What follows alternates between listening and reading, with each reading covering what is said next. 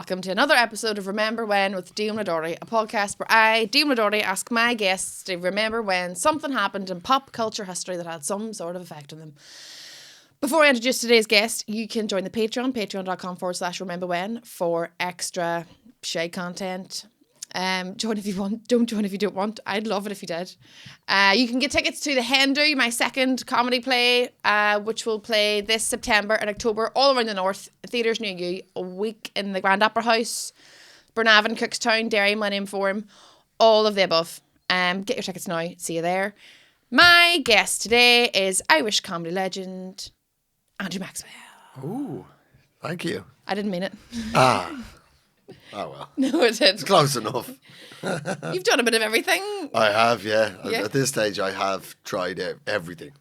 Did you do other jobs before comedy? Or you started comedy really young? Really young. I was 17. Yeah. But I did have... Who knows what they want to do at 17? I was just... The thing is, I think it's one of those... There's three ages that people enter comedy. They're either going to be straight from school. Yeah. Or there's about. Like somewhere between 17 and 20. That was you? Yeah. And then late 20s, when somebody's done whatever they were meant to have done. You know what I mean? Yeah, it's yeah. usually more of a middle class thing. Right. They were meant to have gone to university, they were meant to have gone into this profession. It didn't work out. Or it did work out, but by their late 20s, the madness that is being a comedian is just starts boiling out. Yeah. And they, a long-term relationship ends and then they try comedy. Yeah. Or then they get to about 35 and that's divorce comedian. Yeah, that's trauma. Yeah. You know what I mean? They're the three phases, I think. I'd say I'm in the middle there. Well, I started stand-up when I was like 30. Right. But I was doing comedy from much younger than that, like sketches, like Gotcha. sketch groups Yeah. and comedy plays, but actual stand-up I started when I was 30. Because actually, so you did Monumental. That's right. Yeah? Yeah, 2 series of that.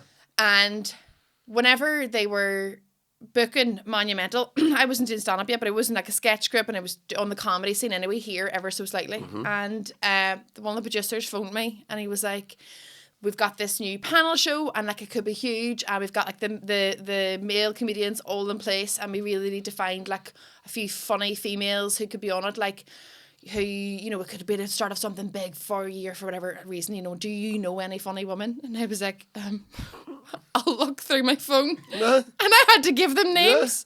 Yeah, there you and go. I was like, here you go. And they booked. Here's who could have been. Yeah. And then Save my number in your phone. And then they let me come and watch. And I was like, you bastards. It was all right, actually. So the basic premise was it was a panel show that was about just Northern Ireland, which seemed pretty micro. But we managed to squeeze out 2 series. Yeah. The best was Barry McGuigan, turns out, is a huge fan of dirty limericks.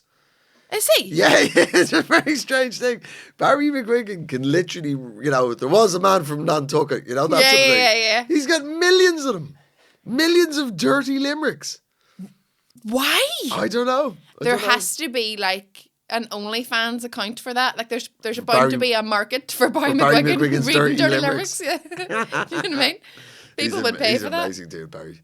He faced down the Kinahans. He was for years going, the Kinahans are taking over boxing. Yeah. And they're murdering criminals Yeah. But and everybody was like, but they've got all the money in Dubai. Yeah. Yay! We get to go watch boxing because of it. Yeah. So was he a guest on Monumental? Yeah, it's, the premise was each week there would be a Northern Irish legend, celebrity. Was the episode was sort of based around. So that was Barry was one of the episodes.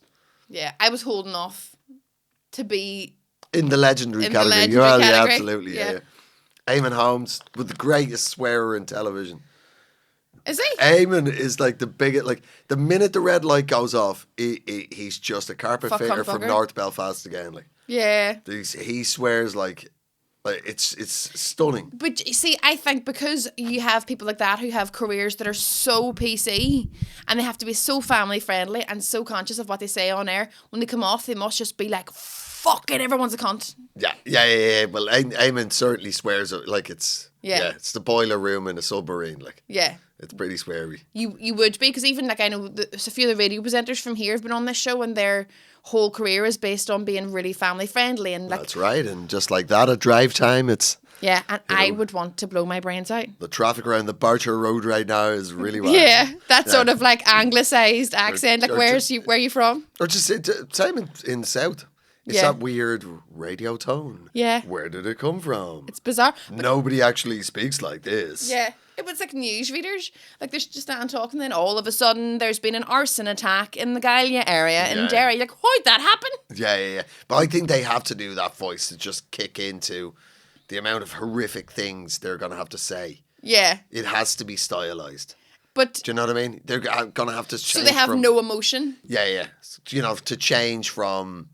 And a new bouquet has been laid in, you know, in honour of the title. You know what I mean? There's 2 children dead. You know, they have to... Yeah, there's 3 kids have been killed in an accident. There's a new marshmallow flavour. Has just been like, they have to go into something quite... Yeah. I mean, but I don't know if I could do something that, like, strapped back, where you have to be... Because there's been a few BBC people who have said they can't do, like, podcasts and stuff because... like, they're not allowed to, because they're not allowed to say, like, from here, who've been like, no, we can't go on any of the podcasts because, you know, the BBC basically own our asses and we can't, like, say anything and we're not allowed to, which I think is just, like, I couldn't fucking live my career like that, where you're like... No. I mean, it swings and roundabouts. Maybe they just don't want to come on. Possibly. I mean, I have to say, it was a pretty subtle way of saying no. Check with my producer. I think I'd find for the surface of balance, I couldn't possibly get involved. That's a really good NI accent. Thank you. That's it. Did you do... You could almost see the fleece. Really fun. Yeah. North Face jacket. You're on really a golf fun. course. That's right. Did you do a gig on the same night in West Belfast and East Belfast? Is that something that happened? Yeah, so what was the premise? It was called Conflict Revolution, and it was for the 10th anniversary of the peace process. Mm-hmm. I'd been making these tourism films for Discover Ireland and The Guardian. Mm-hmm. But they sent me around Ireland on holidays for a month. Right. Just seeing stuff and whatnot. We had done the Belfast leg, and I took they were all sort of English TV, you know, media people. Does something like that feel like a holiday to you, or does it feel... that was definitely a holiday. That was a holiday. Like, all I had to do was, like, you know, walking on Derry city walls and going, and this is blah blah blah, and then we were like, scoop off to the pub. Yeah. Yeah, there was it was a lot of fun. I got to see a lot of stuff around Ireland that I probably wouldn't have. Yeah. You know. Anything interesting? Yeah, there was an amazing place in West Cork called Lough Ine, or sometimes pronounced Lough Ine, or also Lough Ine with a Y. It is Europe's most southerly fjord. It's this perfect round inland lake that has an inlet to the ocean, right? Oh, right. And but it is seawater, but it's not in the sea. So you go out in kayaks at night, and the water is phosphorescent. At sunset, you can stroke in the water, and it glows like it's in Thailand. Fucking hell. Yeah, and you put these headsets on, and you can see you're basically kayaking across. Why have you got a headset on? So you can see into the whole. You're basically in an aquarium. Oh, you see everything. It's not like VR. No, you can just see dolphins. You can see all the shoal of fish and all the crustaceans and. So this is in the piece that you filmed? Yeah, it was in one of them. That was in the Cork episode. But so we were in Belfast, and I took the crew to the Duke of York for some pints, right, afterwards. And got chatting to the next table of people. This happens in Ireland, as you know. And at the end of the night, they were like, the other table of people, they were like, we're going on to have another drink somewhere else. Do you guys want to come? And we were like, yeah, why not? And it was some sort of little art thing around the corner, sort of Castle Street way. We were drinking with them till like 2 a.m. And eventually I asked, I go, so what do you guys do? You know, since how you brought us here, you know. Yeah, we've been talking. Freemasons. Yes, and they went, we're Sinn Féin community activists from Ballymurphy. I'm like, oh, that's wonderful. You kept that quiet? I went, yeah, we were wondering if you'd come and do a gig for us. Oh, fuck, the corner G? At the flat. I'm like, yeah. Just being sort of facetious to sort of, you know, I'll tell you what, I'll do a gig for you in the Falls Road if yous can get me a gig in a murder bar in the Shankill. And they said, done. Yeah, no problem. Yeah. No problem at all. Like, little do everyone know they're our mates. Yeah, we work with them in cross community arts projects all the time. I'm like, oh. So that's how it became. So I ended up doing a gig in the Spectrum Centre that was organised by on the Shankill. Yeah. Was organised by community activists there. Right. And then did a gig in the Rock Bar on the Falls for community activists there. Yeah. And did they obviously coordinated the gigs, and I went through the wall just before it shut down at 10 o'clock. Right. To do the other one. And that's on YouTube. Was the show the exact same show, done both at the same set? That's the only thing anybody ever wants to know. That's the only thing anybody... I also want to know who drove you there? A black taxi. But from where? Which black taxi? Well, exactly. I don't know. He had a broken nose, that's all I know. He broke it himself. Yeah, I did the same set in both sides. Apart from anything else, just for editing reasons. Yeah. Although they're very different. One's a bar and one's like a sort of sports hall that can be used for all sort of multi-purpose venue. But I did the same set. The only rule on both sides was, listen, you can say whatever you want about us. Just say nothing negative about the other side. Both sides were like really straight. Like, honestly, mate, you can rip the fuck out of us. Like, doesn't matter. I mean, bonfires, you name it, chunky gold jelly. Iron Maiden, bodybuilding, doesn't matter. Yeah. Just don't say anything. Don't say anything about demons. I've never heard that being said before. And, obviously, I did. Yeah. And it shit canned in both gigs. Oh, really? Yeah. I tried because I was going to say, I was thinking it might be such a taboo, go, wee. Like, yeah. No. Both cases, it was like needle off the record, not funny. Aye. Just wait We're not laughing at that. Not funny, mate. Yeah. Hey, we're ready when you are. Ready? Sounds like my dad at my gigs. He's just like, no, not that bit. No. No. That's a lot. But I suppose it's about like making fun of, if you're making fun of the other that's not there, it feels like victimizing. Do you know what I mean? Yeah. Well, clearly, just whatever it was a very interesting thing, though. Yeah. It's the exact opposite of what most people would assume, that they would be antagonistic towards each other, but they were very much opposed to that. Where's your favourite audiences to gig to? To be honest, I mean, I'm a little bit croaky right now because I've just done 4 gigs around Ireland. Yeah. Galway, Cork, Dublin and Belfast, and they're just amazing places to gig. Yeah. Is the home audience the best one? It is kind of. I mean, I have performed at the Edinburgh Fringe Festival, which those people don't know, it's like the full month of August. Yeah. It's an entire month. Yeah. Every night, Saturday night, Do you do it every year? I've done it more than every year. So I've done it more than 2 years. I've done it 25 years in a row. So that's more than 2 entire years of my life have been on stage in Edinburgh. So you'd been knackered. Well, I look knackered. But yeah, it's sort of, I guess, Dublin, Belfast are amazing audiences. So are Cork, so are Galway. Yeah. But Edinburgh is where I've actually spent most of, more than anywhere else. Edinburgh is where I met my husband at the Fringe Festival. It's a great place to meet a husband. Well, we'll see. Right. Yeah. It's a long term. You're getting scored over a lifetime here. It's like an onion. We're still unraveling layers. Yeah. It's been like over a decade, but there's still shit. There's still tears. Yeah. There's still tears. There's still tears. Every now and then, like literally I'm 8.5 months pregnant. My daughter's been, I was saying to you on the way here, a full like sleep terrorist at the minute. She's up in the middle of the night, like Irish, and she's being a wee shitbag, right? And I get back into bed, I don't know, fucking stupid o'clock, whatever time I got back into bed last night, and I like turned around to my husband and was all, I don't know why we're doing this again. I already regret this decision. And it's too late now. It's well. The toothpaste is about to leave the tube. If only it was that fucking easy. Oh, I know. If only it was. I know. I've got 4 kids. I know. I've been at the birth of all of them. It is. How noble. I know. It's great that you turned up. This is genuinely true, right? So my 5-year-old, my wife was like, I'm going to do it all natural. Right? In fact, she recorded me. She had a hypno tape. Yeah. Right, and I'm also a voiceover man. Not this croaky voice, right? She's got you doing it? Yeah. I re-recorded it all, like, in full. Did she want you to do that? Yeah. Oh. She wanted me to do it. She was like, I'm going to do it all natural. There's whale song in the background, and it's just like. It's you all. Yeah. No, the whales are performed by whales. Okay. Equity fee. Yeah, exactly, yeah. No, it was a round robin. What's a fucking bullshit? Oh, favourite nations. Yeah, favourite nations. Oh, we're all getting paid. Fuck all. I'm not getting paid more because I have more followers. Yeah. But yeah, so it's all like you see yourself moving down the stream.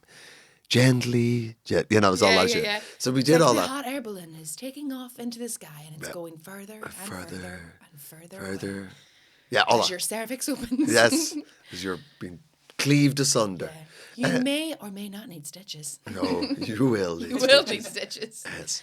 You're also going to poo. Yeah. So, I didn't the first time. You bollocks. You were lied to. That's just... She was like, nothing to see here. That's... Just a wee bit of soap. You're doing wonderful. Yeah. But do you know my midwife, when I was giving birth to my daughter, was like... do you see all that screaming you're doing? Like, she was raging with me. See all that scream? I was like a banshee. I went on it with the whole hypno attitude too, going like, I'm going to be like zen as fuck. It's going to be like really... It's not, And she was like, see all that screaming you're doing? Can you just put that effort on the pushing? And I was like, oh, sorry. Fuck. What was I doing? I was completely concentrating on something else here. Forgot I was giving birth. Fuck up. You do it. When my son, when he was born, he's 22 now, was a Nigerian midwife. He was born in North London, in Wood Green. And the Nigerian midwife, all she just kept saying was, get angry with it. Get angry. Get angry. Get angry. And that was terrible advice. What kind of advice was that? That's get terrible. Angry. Get angry. At what? Your cervix? I don't know. Open. Dilate, damn you. It'll do what it's going to do. But did your wife ask you... Oh, but I made an arse of myself. With the case of my wife with the 5-year-old. So it was 2 days and nights. She was in labour for an incredibly long period of time. Eventually, the opioids kicked in, but after all other options, she gave it a red hot go, as they say in Australia. Yeah. But on the second day, I'm sleeping on and off in the chair beside. It was me and the mother-in-law. Yeah, because you would be knackered to watch. Second day, I get up at I don't know what, because all the lighting's down, don't know what hour of the day is. Yeah. I go to toddle off to the toilet, right? And I stub my toe on the end of the bed. Don't. Yeah, you ready for this? Yes. I issued the immortal words in front of my relentlessly screaming wife, mother-in-law, and the midwife going, ah! Yeah. Now that really hurts. Have you ever lived it down? Woo. Like that is brutal. I fucked off the Nando's. I did, yeah. The Nando's is the hospital's beside it's a retail park beside it. Butterfly chicken can cure anything. I need to eat some food. Was your wife expecting you not to be there? That she wanted you to pre-record the hypnobirth? Like you could have just said it beside her. No, she knew I was going to be there for the whole thing, but she still wanted that on tape. Yeah. I felt really bad on my husband because he had one thing to do, which is curate the music. Do you know, I was like, I want a playlist. Yeah. When it's your first, you're so this one. I don't have a vest for it. No. It'll be grand. But the first one, you're so meticulous about the whole process and everything. I had a birthing plan written down. It was pure bullshit. I was like, don't look at me in the eye and all. And I told to my husband, if you can put together a playlist of fun music for the first part of labour where you're just having contractions and stuff, so I can just have a great time as well. And then the second playlist has to be the sort of soothing music that I'll listen to during transition when I'm giving birth. And then I also want a lot of hypnobirth and meditative stuff that I can listen to when I really need to call upon it. And I remember so he had put together all these playlists and put them on my phone. And whenever we were in the hospital giving birth, he was like, he wasn't, I was, lazy bastard. And he was like, oh, I'll put the music on, I was grand. He hooked up the music and all I heard was the first few bars of Shakira, Hips Don't Lie. And I was like, fucking turn that off. Never was anything played. And that's all he had to do. And he was just sat there going, well, all my work's wasted. Yeah. And it was a Tuesday, there's no football on. There's nothing to scroll through on your phone. Yeah. I had my daughter on Easter Sunday too, so even the shops were shut, and he was like, I can't even go to Nando's. Can't even. He can't get out. Easter Sunday where? In Craigavon. Oh yeah. There's nothing open on Easter Sunday in Craigavon. Not open on Sundays in Craigavon, but yeah. Fuck. I know. So it's the place where there's councils tie up the swings on a Sunday. That's. I just Love to meet the man that does the job. Actually ties up the swings. Has that happened? Yeah, I think it was up around Ballymena. Someone tied up the swings on a Sunday. There's no swinging on our Lord's Day. Yeah. Maybe they got the wrong message and they meant like swinging, and they just went and tied up the fucking... That's brutal. Let the kids play. Is that brutal? Yeah. Yeah. They had to meet cake and swing on swings. Not on Lord's Day. Yeah. Is X on the Beach still happening? We're literally starting next week. New series next week. How many seasons has there been? Oh, because we also, during lockdown, we also made a spin-off series called X in the City. We made 2 series of that as well. Oh, I didn't know that. Oh, the premise of that is fancy restaurant looking over the Thames in London. Right. There's a couple on a date. Yeah. Lots of gorgeous people. Yes. An ex walks in. Yeah. Next thing, there's 3 of them at the table. Yeah. And dun, dun, dun. And they have to choose between their new date and their ex to go on another date. So, it's not their new boyfriend or their new girlfriend. It's a date. They're on a date. And then either one of their exes comes in. People are mad, aren't they? Like the actual main show has been going. We started 2014, so. Do you ever 12 series, 5th. Interact with any of the ones on it? I know you do the views for it, but do you ever meet them? Only if years later on some other panel show. Yeah. I've worked with Vicky Patterson a couple of times, but by and large, no, I've never. Because I did a show called Britain and Ireland's Next Top Model in a previous life, and one of the other contestants, who was my friend on it, popped up on X on the Beach the year later. Right. Anita Kushnick, and she was going out with Gaz from Geordie Shore. Yeah, that's one of the first or second series, really. 100,000. It would have been 10 years ago. Yeah, that was one of the first series, Yeah. Gaz from Geordie Shore. Top Shagger. He created the, what's the emoji? I'm so not like, you can tell I don't dirty text anyone. What's the dick emoji people are using? Oh, what is it? The aubergine. Yeah, I don't think he invented the aubergine. Well, the aubergine emoji is, I think. I think that was, yeah. The aubergine invented the aubergine emoji? I think he might have popularised the aubergine emoji.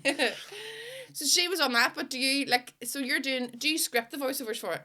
No, they do. The production does. Because, most of it is actually part of the mechanics of broadcasting. Yeah. The voiceover's there to knit the scenes together, remind people after the ad break, So there is just basics. But then, particularly if one of the boys says something particularly, I don't know. Yeah. Uses the word clunge. Something like that. I'll be witty. Oh, dear. It's like, something like that. Oh, good Lord. So she popped up and I was like, what the hell is this? So I watched some of it back then. But do you, how do you feel about the contestants are on it? Because it's fucking mad place to pitch yourself. These people are mad.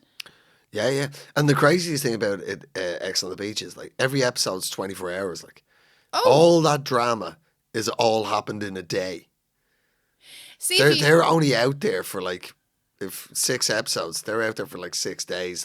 Jesus. So, yeah. You'd been knackered. So, but then you get the idea of the level of mayhem that's going on. Yeah. There's, it takes a week for Love Island to generate the level of madness that X on the Beach gets in a day. But you wonder how they get that. Is it just some sort of totalitarian whole, how do they, do they just strip them of food and drinking and whatever? Yeah, they're delighted.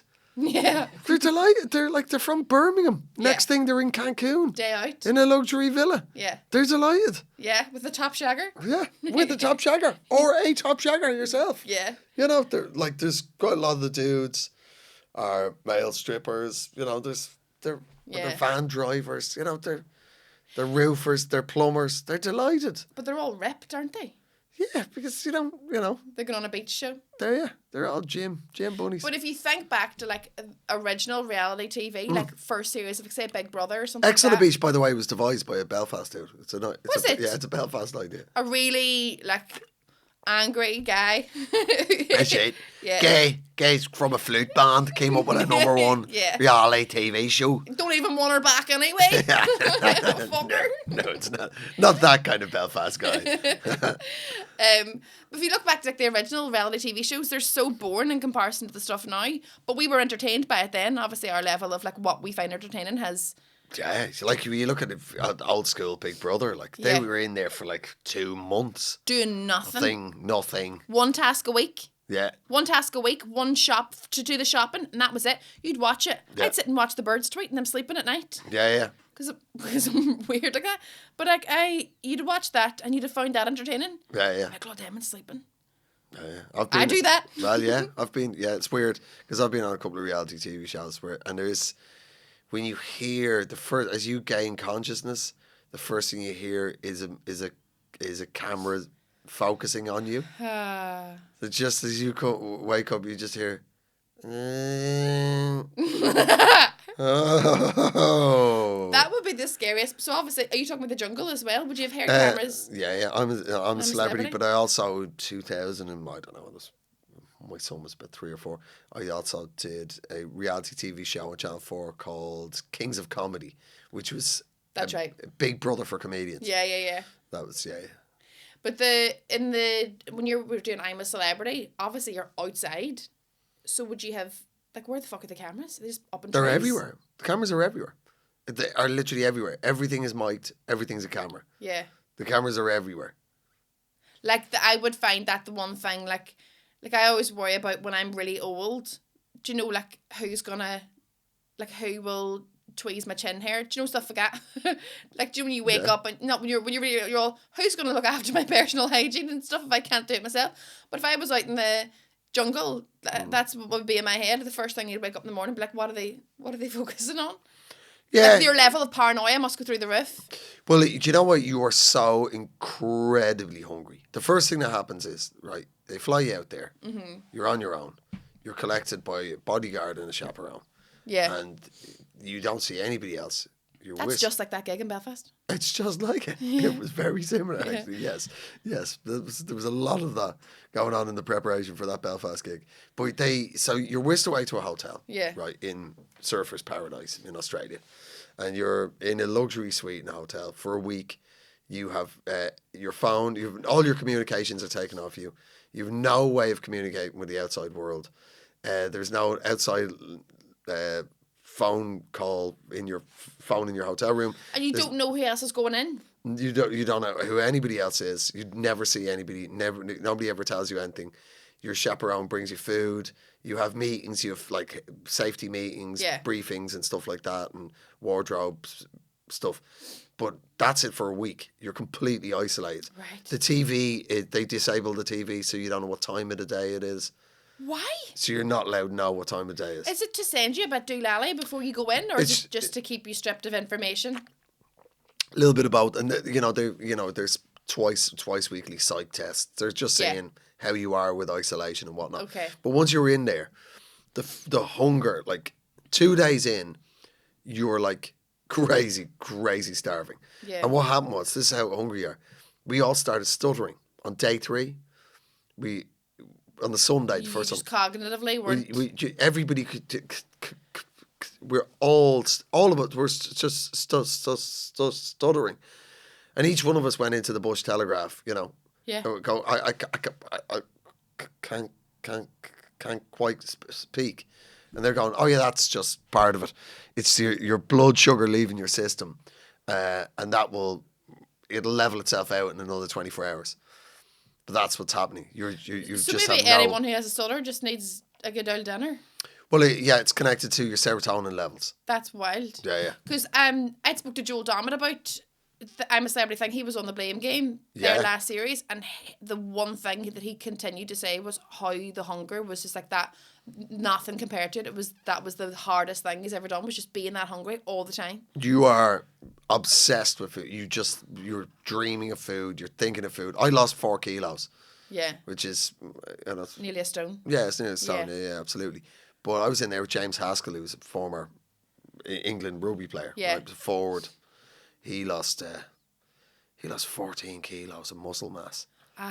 That would be really bad for you. It was a lot, and he was he'd retired from rugby, but he was training to do MMA. Right. So he was extra large. Yeah. Incredible Hulk size. Is there a game plan before you go in? Should you gain a bit of weight before you go in to try? It doesn't make any odds. You're still going to be starving. Absolutely, you're still going to be starving. Absolutely, it makes no odds. Apparently, Katie Price is the only person to have gone into the jungle and gained weight. Right.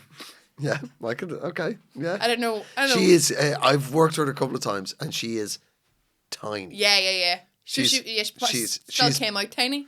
She's properly tiny. She's both really short and really, really thin. Yeah, well, I find that offensive right now. She's tiny. She's proper tiny. Yeah. She's probably the only other ones like that is Amy Winehouse was also properly tiny. She didn't do The Jungle though, didn't she? No, she didn't. That's a series I'd have watched. Yeah, but she was tiny. Yeah. Absolutely tiny. But then obviously she wasn't well. I think that's why she was so tiny. Because whenever she started her career, she was not as thin as she was. No, 100%. But she was still like just a tiny, very petite, like. But I don't understand how somebody could go into the jungle, live on rice, and come out like they've come back from an all-inclusive week in Majorca. Yeah, She's regular meals. Yeah, just eating. Somebody was slipping her dinner. Well, maybe. I mean, they look after. Everybody is both medically and psychologically looked after at all times. 24 hours. Did you have any before you went into the jungle? Did you have any of the any fears or any of the tasks? You're like, I'm not going to be doing that. Like if you like rats or anything, you were afraid of. I despise snakes and spiders. Like I was not interested in any of that. But I've come out the other side of it, not giving a flying fuck. Yeah. Like I've come face to face with a brown snake, which is one of the most poisonous snakes in the world. What did he say? Well, it just kind of looked at me funny. Yeah, he's like. You know what I mean? He's like, you still afraid of me now, are you? Yeah. I'm a coiled spring. It's mad that he travelled the whole way to Australia from here. That's right. He did. Before I met my husband, I was having an irrational fear of bees and wasps. Right. And like irrational, but it comes from my childhood. My ma would have ran fucking as quick as she could if she seen a bee or a wasp. Right. And I was always like, if one was even in the room, I would be like lose my shit. And my husband was like, this is a deal breaker.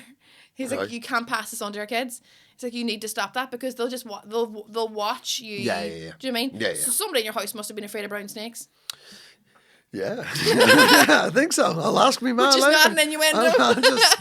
How do you feel about brown snakes, Mom? Yeah, or spiders, because that's behaviour you watch and then you copy. Yeah, but like I mean, there's so much, but there's like huntsman spiders in Australia are the size of your hand. Yeah, but it's a bit different than a Danny Longleg. Yeah, but they're completely harmless. Well, they can't bite, but they're not a killer. But they're very rare to bite. But they are the size of a fucking hand. Yeah. And like I had them on my face and stuff. Yeah. At night. But then look how big you are in comparison to your hand. Yeah, well they're pretty damn big spiders, like. But they weren't the ones. There was like funnel web spiders were there amongst us, and they're killers as well. Right. Well, so do they? If there's poisonous or killer stuff, do they remove their ability to kill you before they put like? They're wild. But they're just where we're living. There's two endemic killer animals and you're just there, just allowed to, and like they don't remove them. They can't. They're there. It's the Aussie bush. They're there. Someone dies. Well, no, they have the antidotes. But, right. Yeah, like no. During the 20 years of making the series, 2 people have been bitten by a funnel web spider. 2 people have been bitten by brown snakes. All members of the production, like there's like 600. Oh right, nobody on the show. No talent. Well, doesn't matter. No, on screen was affected. Replaceable boom operator, whatever. Please. Yeah, but like so. I mean, you're still gonna be pretty ill. Yeah. But like, they have the antidote and they'll give it to you straight away. And you're constantly being watched 24 hours just beyond the camera race. Yeah. Living in the jungle with you, watching you 24 hours a day are Aussie Special Forces. So they're there. Ready to combat the spiders? Well, one day I started choking to death on camel meat. Right, I'd eat camel sort of taste like lamb. Right. Sort of lamby beef. Was this your dinner or was this? It was, okay. Yeah. So we'd fried up these bits of camel meat and I was just scoffing them, and one of them got stuck on my throat, like, so I was choking to death. I've got Kate Garraway very feebly slapping me on the back. Mm-hmm. Guy called Andy Wyman from Coronation Street saved my life. He had to come along and go, out the way, and just thump me really hard. And this camel meat flew through the air, and I caught it and just ate it straight away again. Oh, you would? Yeah, because I was really hungry. You'd be starving. Are you fucking away but the soldiers were on the way in, like, they were like, oh, right. To do what, Heimlich maneuver? No, you're gonna try and do a Heimlich, and if that didn't work, they were gonna have to stick a pipe in. Like. Holy shit! Yeah, right there in the jungle, and they were ready to go. They were like, Do you know what? I bet you that didn't need to happen, but they were like, this will be great TV. This will be amazing. If we slash open his throat. It's out, and they're like, yeah. Yeah, just... Slice, scalpel. Yeah, it's not here. Claret everywhere. Madness. Caitlyn Jenner was there as well in your year, wasn't she? Yeah. And is there anybody you keep in touch with from the jungle? Well, I know Haskell, because Haskell went into sort of he does sort of stand up or sort of, after dinner kind of stuff. Yeah. So, and I also was working all for the last 2 years for BT Sport for their rugby coverage. Mm-hmm. So he loves comedy, I love rugby, so there's a crossover there. Yeah. Did Nadine Coyle talk about me? Did Nadine Coyle talk about me? She didn't. She didn't come up in conversation. That's so fucking rude. Her accent is so crazy. Is it? Do you think it's different to mine? Yeah, it's different to anybody else in her own family. Like her own family were there. Like hers is bonkers. It's a weird Orange County stroke. Yeah, it's very Orange County, by the way. Valley girl, but also still Derry. Yeah, exactly. It's a weird hybrid. Orange County is the wealthy part of Los Angeles. It should be said. Okay. I'm not referring to new buildings. Or... do you know what? You do. Anybody from outside here that hears your accent immediately, refers to Nadine Coyle and her mad accent. But I genuinely, her accent was like that before she left Derry. Oh yeah. She's super nice. She's an incredible character.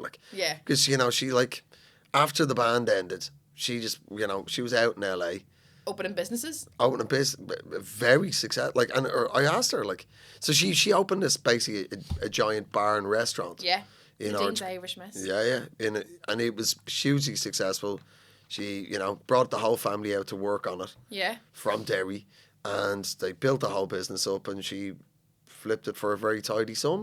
But her family aren't from the hotel or restaurant or pub trade. Oh no, her dad's a singer. Yeah. So she was completely starting from scratch. When I was about... It's always nice to see somebody from that side of show business that doesn't just get chewed out and just dumped, And also end up selling their soul, doing shit that they don't want to do.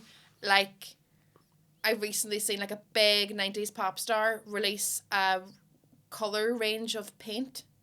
Right. And I was like, I don't know how passionate you might be about that paint colour. It was one colour as well. Right, wow. It was they're working with Was it Pink, the music? That would have been worth Pink's Pink. Yeah. It was a guy from Blue. Would have been, they just worked with a paint company, and they were like, I have created my own colour. And I was like, I think all the colours are created already. Yeah. Do you know what I mean? They're all done. I've curated my own hue. Yeah. It's called Baby Arse fucking... Baby Arse fucking? Baby Arse fucking shite? Can we work through the names again? Let's do names again, Never go with your first idea. And I was just like, I didn't know how passionate you must be about. That would be she must be like, fuck, I'm selling my soul here. But it's good to see someone like Nadine who's like, well, I'm going to turn this into businesses rather than sell my soul. Yeah. But when I was about 12, impressive. Her daddy was filming he was the star of a pilot for the BBC called I don't know, Star Search or something. It was based off of X Factor and those sorts of shows, and it was about him auditioning for. And all I know is the scene. I was an extra in it. Right. So we had to. He was this superstar guitar player singer, and he was going. I don't know if he was had fallen from grace or was no longer a big star, and then he was in auditioning for. Okay, so it's a drama. Yeah. Right. I think with heart. That's my favourite drama. Yeah. The ones with a wee bit of heart. The ones that end well.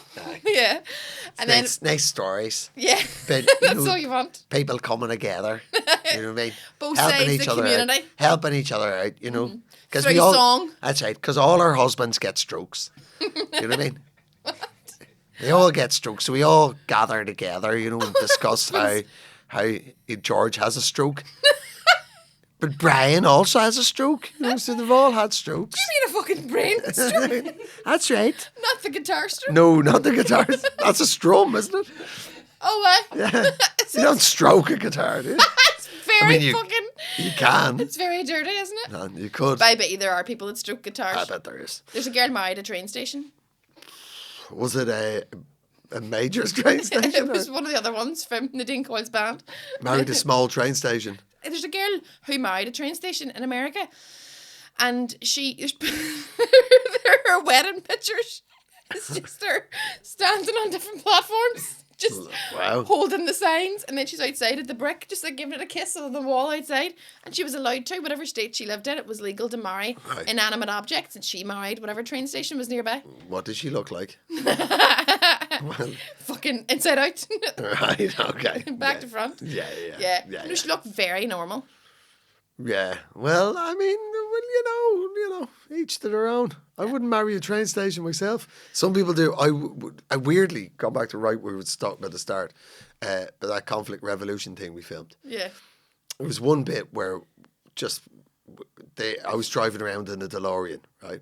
Yeah. So I'm driving around. I've been driving around in a DeLorean before. Yeah. So a DeLorean is obviously the Back to the Future car. For those people that don't know, in reality is tiny.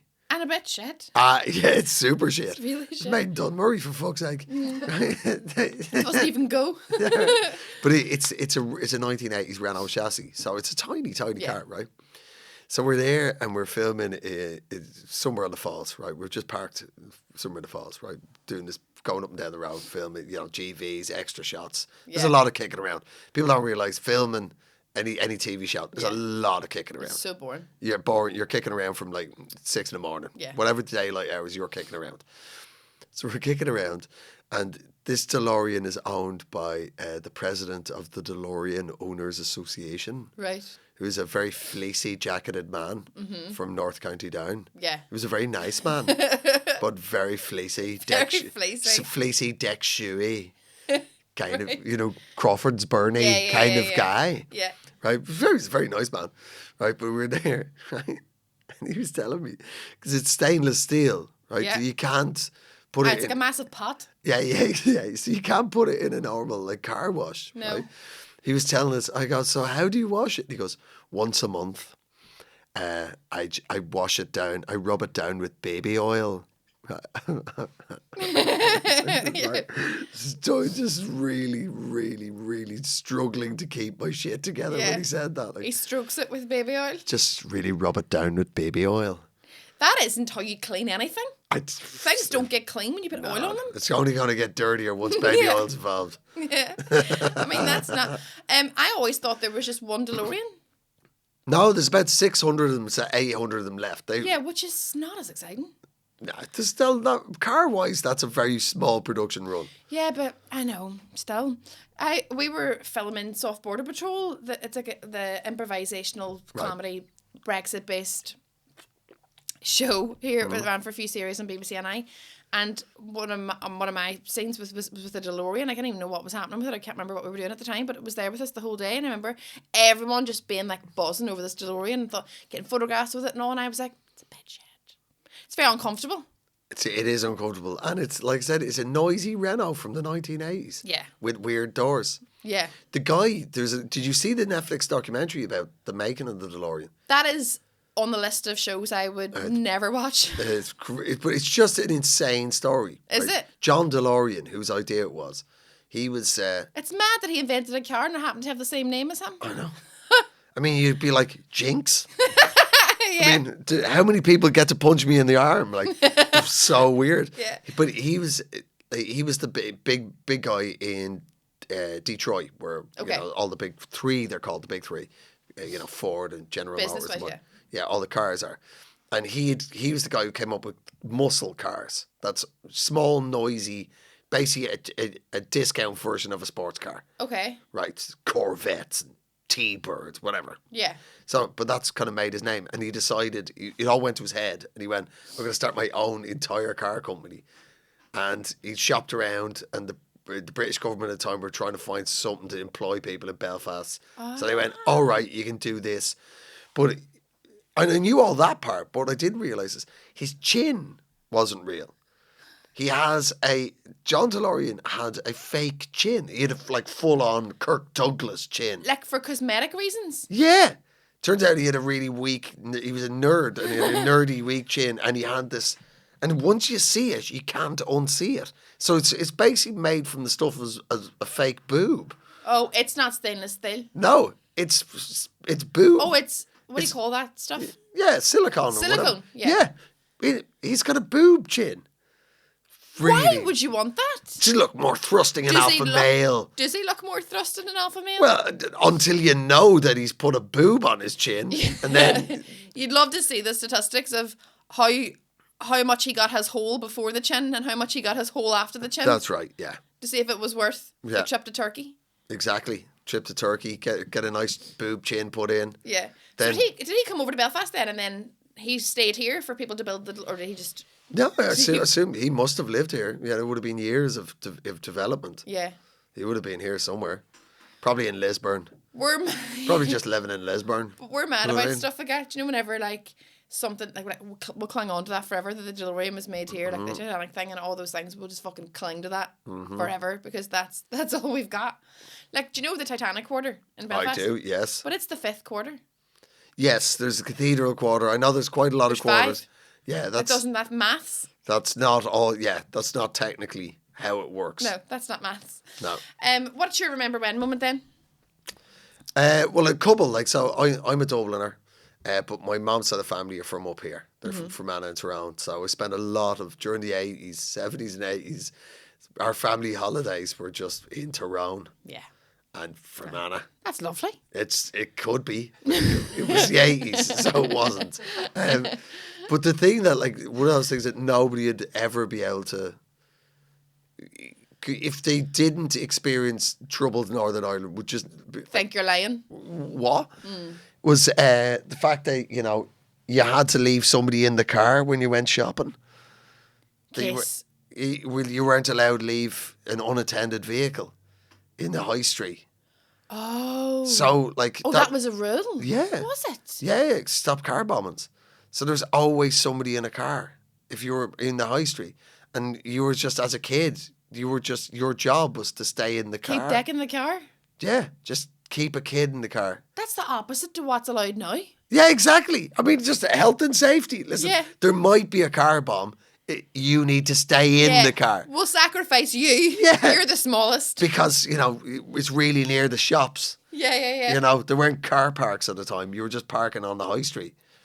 I did not know you could not leave an unattended vehicle. Yeah, it was called, Because, so at all times you had to have somebody else with you if you were going somewhere. That's so that right, one person could keep Dick. Yeah. That's really not efficient. That's not an efficient way to run a household. Well, yeah, the Troubles wasn't an efficient time. None of it was efficient. Nobody was thinking, like, is this efficient? Is this an efficient way of getting our opinion across? Or getting our groceries? Yeah. No. It's crazy, right? Yeah. Like that. I'm like a post, well, not post Good Friday Agreement bit child, but like, I was post conflict anyway. You know what I mean? Yeah, of course, yeah. So I never seen any of that. And even growing up, my parents would have been like would have shielded me from knowing all that. You know, you're just like, we'd have played with Protestants. You did or you didn't? We would have. You would have. Oh, there was one. If you knew one. Yeah. You would have. I would have went and held his hand. Good Lord. Very, very progressive. Do you know those 2 statues in Derry? Yes, that's it. That's based off me and the wee lad across the street. That's it. That's us. Right there, Graham. And his wee fleece. That's me and him. Wee Graham Jr. Yeah. So, but then how different was that from being in Dublin to coming up and spending your like summers and stuff? Nobody in the South. Nobody in the South even comes north even now. No. Like, never. No. It's just a weird terra incognita. Nobody in the South knows anything about the North. No, I know. There's even people who are Sinn Féin supporters. Yeah. People who want a united Ireland have never fucking been up here. Nobody knows anything about us. Like, we get Nothing. all of the English, TV, culture, entertainment, history lessons. We learn all about their lives in school. Yeah. We're well informed. And you go over there and they're like, when I did Britain and Ireland's Next Top Model, the English contestants on the show thought that me and the girl from Cork lived in the same street.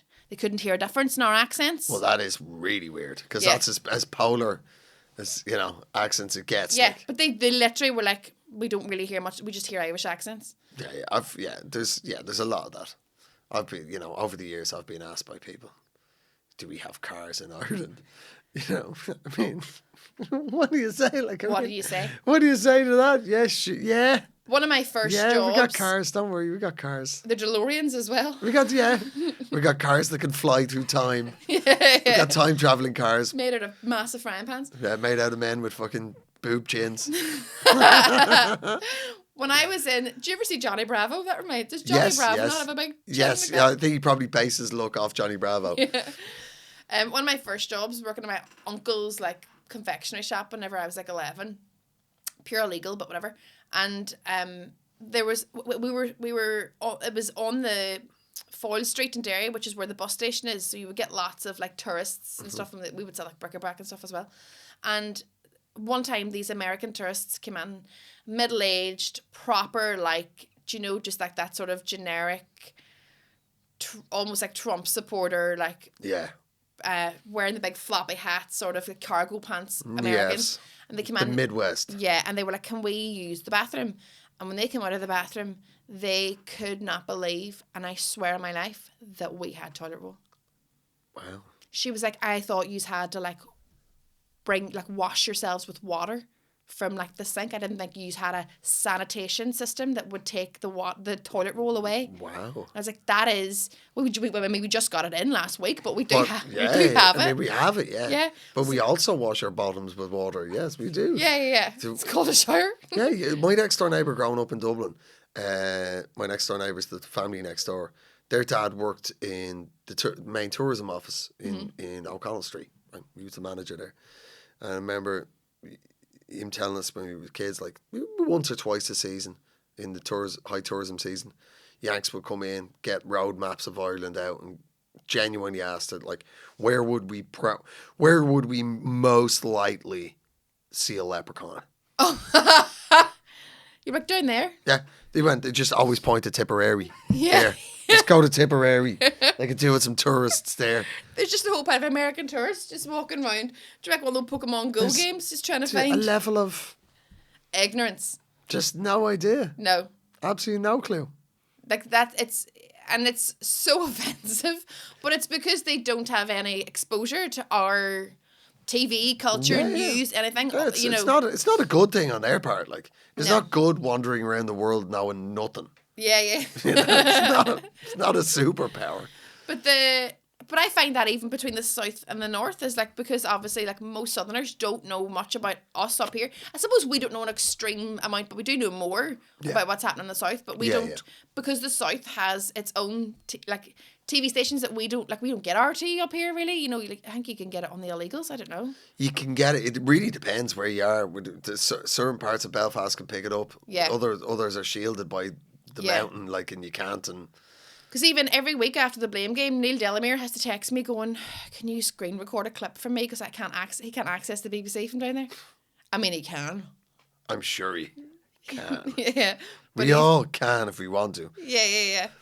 And he's like, "Can you just like send me this clip?" And I'm like, and then obviously like Tim's a geriatric and all as well. So I'm the person that has to do everyone's clips every week. I don't know anything about social media, but I'm like, I now have every week to like download the episode and like send everyone a funny clip of themselves of what I think's funny for them to upload, and all of them are just like oblivious to all the work that goes on. It's sorry, Dan, you do that for me every week too. Yeah, it's a nightmare. Nightmare. Can you imagine doing that? Having to listen back to it, edit it, put it into clips. But it's because Neil doesn't. He's like, I can't get the BBC down here. And before I was on the show, he used to just hold his phone up to the TV. Yeah, I saw some of those footage. Like an old man. Yeah, that's not great swag. That's not a lot of. You're not getting Gen Z hook, line and sinker by recording You're not getting Gen Z anyway. No. Who knows what the fuck they're interested in? No. Or want to. I don't want to entertain them. No. Fuck that. Did you have another Remember When one before we finish up? Or did you? Oh, I was just going to say the other word, again, if you don't remember that, this will also be a generation before you. But there was like, in the early 80s in the South, and it kind of, I'm sure it happened up here a little bit, but there was a hysteria that statues of the Virgin Mary were moving. Yeah. Oh, no, and crying blood and all that. Yeah. The place, Clonakilty in West Cork, where it really kicked off. Oh, like a proper, everyone really... Thousands of people staring at a statue of the Virgin Mary for hours on end. Like. So do you mean like moving, like it would just do like a wee head turn, or like it would turn up in other places? No, exactly, a little head turn, I think. Oh, right. And not like, you know... Yeah. Not busting a move. As the decades go by, it's like becomes really TikTok-y. Blessed. No, but like, it was mad. Like, I mean, as a kid, I was like, this is fucking insane. Like, yeah. I've always wanted to know, like, because there were thousands of people claimed to have seen it. And there was a lot of kids. There was a lot of sort of prepubescent children apparently were the ones who were seeing it. That's mob mentality. Yeah, but like, those people would now be the same age as me. Like, they're in their late 40s, early 50s. I'd love to know, like, who are you now? What do you think? Yeah. What do you think now? Like, I mean, that would be a great way of, like, a prism to see that social change in Ireland. They're probably rocking back and forth in a room. Like, no one ever believed me. Nobody ever believed me. Mary looked straight at me. Peace signs. Do you ever, there's a Twitter account called Fesshole that I'm obsessed with. Yes, I know Fesshole. And I love it. But there was a tweet on there last week, and it was about, so a guy had said his dad was really into like old weird portraits of random people, just like he'd find them in charity shops and he'd hang them in his house. Right. So his dad had bought one, and this guy commissioned a painter to paint the exact same one, but facing a different way, like a head turned, or like looking straight at him, or like something different about it. Right. So that he could freak his dad out on April Fool's Day. So he would rehang the new portrait up, and the dad would look at it and go, "What the fuck?" Do you know what I mean? Right. But his dad took a heart attack and fell down the stairs and died. Wow. Yeah, like it went so dark, and the guy was like, "Oh shit." And then he tweeted about it. Wow. Because that's what people do now. That's so elaborate. Like, yeah, like it's like murdering somebody with an icicle. Like, it's like just fashioning it into. Within 5 minutes, the evidence will be gone. Yeah, plan three snowstorms in advance. Yeah. Yeah, I know. Like, it's so. Or just in July, coming towards somebody with an icicle pick. Like, oh my God, this is 6 months. Yeah, it's a great way to murder someone. Yeah. If you had to murder someone, how would you murder them? Well, that's it, through an icicle pick. Would you? Yeah, straight I'd bore them to death. Into the eye. Well, you've tried, but I'm still standing. This was a great experiment. Yeah, apparently. Or crushed glass. Make them drink crushed glass. Why? Where does that go in your system? It just tears you apart on the inside. Oh, but then there's evidence. Yes. You're going to have to rethink. All right. Okay. I'm just going to kill a neighbour and get away with it because I'm also giving the police evidence at the same time. Yeah. Oh, the Belfast way. Yeah. You could just you could look at what someone's already taken as regards their medication and give them more. Why am I? All I thought about there is my ma's diabetic, and you could just give her. You could. A lot more insulin. It's just a bag of Fantastics we're killing her off. Death by Haribo. If my ma dies by eating too much sugar, I have nothing to do with it. Yeah. This is your evidence. Except for this. Yeah, this is the evidence against me. Could happen. Andrew, thank you so much for coming on the podcast. You've just finished your show in Belfast, obviously. Yeah. Anything else you want to plug? You have a podcast as well. Yes, myself and a funny Canadian comedian mate of mine called Glenn Wool. Yeah. We have for years people have been asking me, why don't you do a podcast? But I could never really think of like what structure would be that I'd still want to talk about it every week. You know? So the podcast is called Idiots of the World. Yeah. Which just spelt as idiots. Yeah, spelt as idiots. It took me decades to know that was the same word. Yeah. So it's just idiots of the world. Yeah. And just every week, me and Gled take apart 4 particular cases where somebody's made a fucking idiot of themselves. Right. Last week we had somebody who cheated in a ultra marathon by driving. Pretty amazing, right? Like, how would they not know? His time was 5 minutes. He did 18 miles. Yeah, she halfway through it, she got a lift for 2 miles, and she still came third. Like, what the fuck? Like, you were in a car. Yeah. There's Maybe that. she wanted it to be realistic.